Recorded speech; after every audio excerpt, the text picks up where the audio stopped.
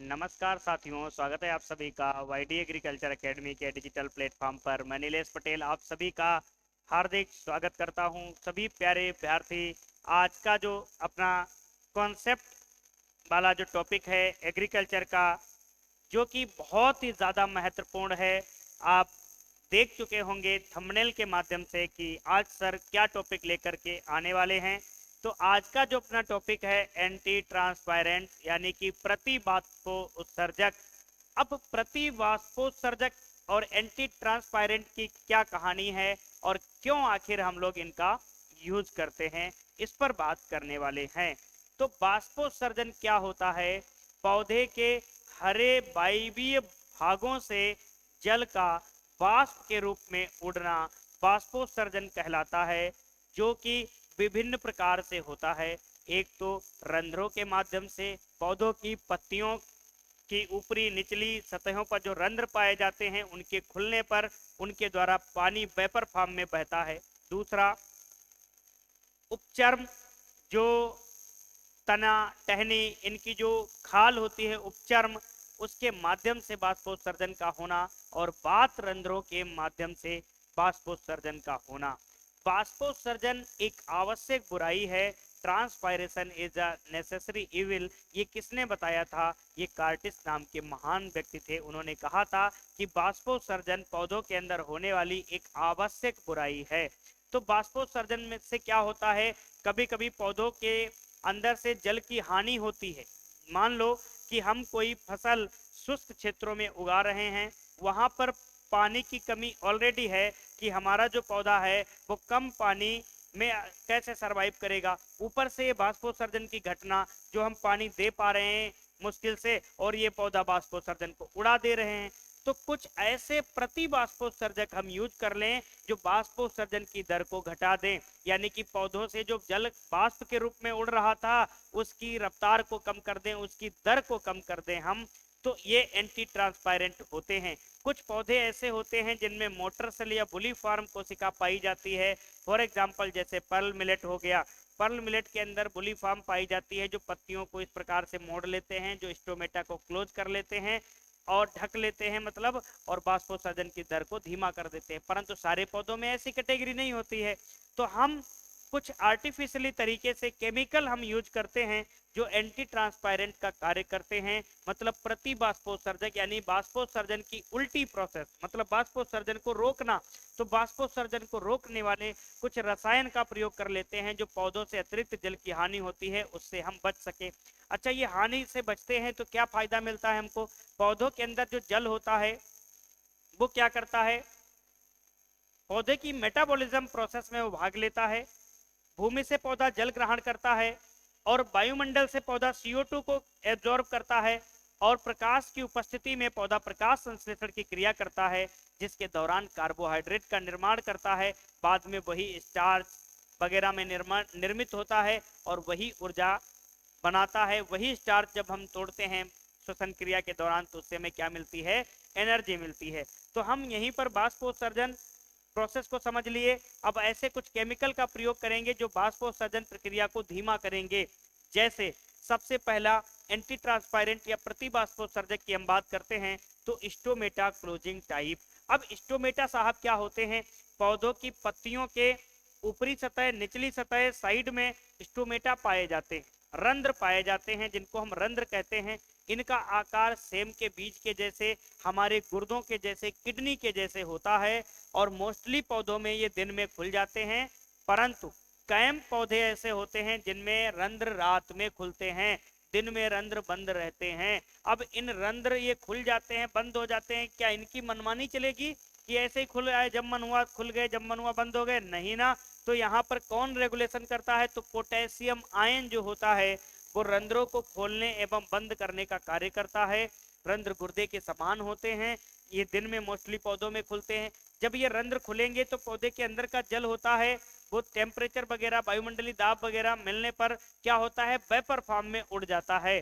तो इसको रोकना है तो हमें क्या करना पड़ेगा? स्टोमेटा को ही क्लोज कर देंगे। कुछ ऐसे रसायन जिनका हम प्रयोग करेंगे कि पत्तियों के जो स्टोमेटा होते हैं वो भर जाएं। तो अब हम क्या करते हैं? पहले PMA का प्रयोग करते हैं। क्या करते हैं? PMA का। फेनिल मर्क्यूरिक एसिटेट, इसका पूरा नाम क्या होता है? Phenyl mercuric acetate.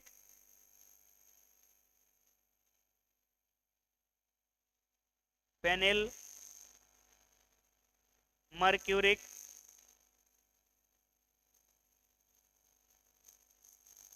एसिटेट, ये इसका पूरा नाम होता है।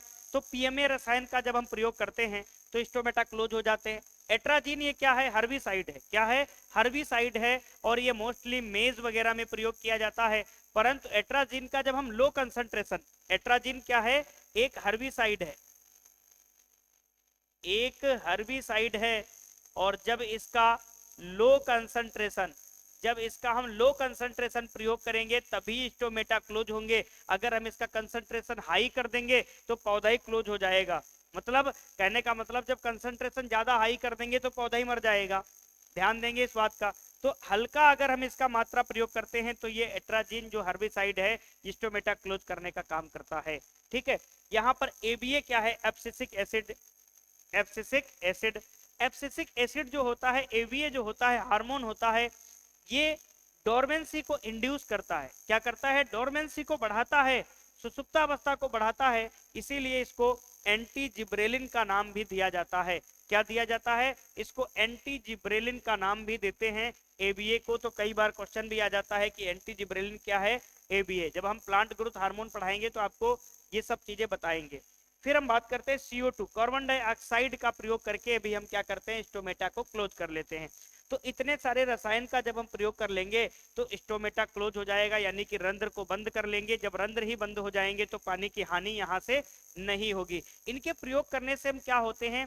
जो स्टोमेटा होते हैं इनके बाहर जो गार्ड सेल लगी रहती हैं, ठीक है, जो एंट्री करती हैं, तो गार्ड सेल को ही हम क्या कर देते हैं? निष्क्रिय कर देते हैं। स्टोमेटा क्या हो जाते हैं? यहाँ पर क्लोज हो जाते हैं। दूसरा होता है फिल्म फार्मिंग टाइप। अब ये फिल्म फार्मिंग क्या होता है? मतलब पत्तियों के ऊपर एक परत सी बन जाती है, जिसके नीचे जो रंध्र होते हैं वो नीचे धसे रह जाते हैं, ऊपर एक परत का निर्माण हो जाता है, जिससे जो अंदर से जल वेपर के रूप में बाहर नहीं आ पाता है।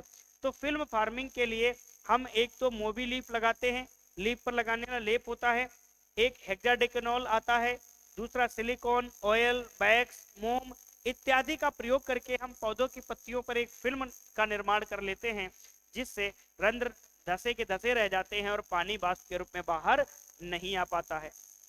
उसके बाद रिफ्लेक्टिंग टाइप कुछ ऐसे होते हैं, जैसे क्योलिन का 5% जब हम सोल्यूशन प्रयोग करते हैं, क्योलिन का 5% जब हम विलयन प्रयोग करते हैं तो ये क्या करता है? प्रकाश की किरणें आती हैं, क्योलिन से लिप्त पत्ती पर पड़ती हैं और वापस चली जाती हैं। ये क्या करता है? टेम्परेचर को डिक्रीज कर देता है। अगर ये क्योलिन किरण के पड़ने के बाद टेम्परेचर को डिक्रीज ना कर पाता तो यहाँ से बाष्पोत्सर्जन होने लगता। तो ये क्या करता है? जैसे प्रकाश की किरणें पड़ी तुरंत रिफ्लेक्ट हो गई, और रिफ्लेक्ट होने के बाद वहां का टेम्परेचर जो होता है ये कम कर देता है। इस वजह से क्या होता है?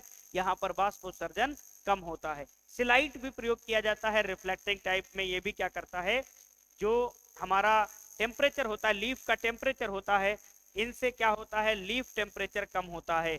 तो अगर हम बात करें लीफ के टेम्परेचर से, तो लीफ का टेम्परेचर कम होता है और रेडिएशन जो होती है रिफ्लेक्ट हो जाती है। अगला है ग्रोथ रिटार्डेंट टाइप। तो ग्रोथ रिटार्डेंट टाइप की अगर हम बात करते हैं तो साइकोसेलिया ट्रिपल सी का प्रयोग करते हैं। तो साइकोसेलिया ट्रिपल सी क्या करता है? ये क्या करता है? ये रूट की ग्रोथ को बढ़ाता है, ये रूट की ग्रोथ को बढ़ा देता है, रूट की ग्रोथ को बढ़ा देता है और सूट की ग्रोथ को कम कर देता है, और सूट की ग्रोथ को कम कर देता है। जब रूट की ग्रोथ को बढ़ा देगा, नीचे की ओर रूट की ग्रोथ बढ़ेगी तो नीचे से पानी पौधा अच्छा सा खींचेगा, और ऊपर सूट की ग्रोथ कम कर देगा तो ज्यादातर पत्तियां नहीं आएंगी प्लांट्स के ऊपर, और यहाँ पर बाष्पोत्सर्जन की दर को हम धीमा कर लेते हैं, सूट की ग्रोथ कम करके रूट की ग्रोथ ज्यादा करके। ये थे हमारे एंटी ट्रांसपेरेंट, जो कि आपको कुछ ही चंद मिनटों में हमने आपको कॉन्सेप्ट के साथ एग्जाम्पल बता दिए। अभी तक आप सिर्फ रटे होंगे इनको, मैंने आपको एक कॉन्सेप्ट बता दिया। अब आप एग्जाम्पल देख लेंगे, आपका एंटी ट्रांसपेरेंट वाला टॉपिक कवर हो जाएगा। ये हर एक परीक्षा में क्वेश्चन पूछा जाता है, हर परीक्षा में छपने वाला प्रश्न आप यहाँ पर लिख लेंगे, हर परीक्षा में छपने वाला प्रश्न, हर परीक्षा में छपने वाला प्रश्न।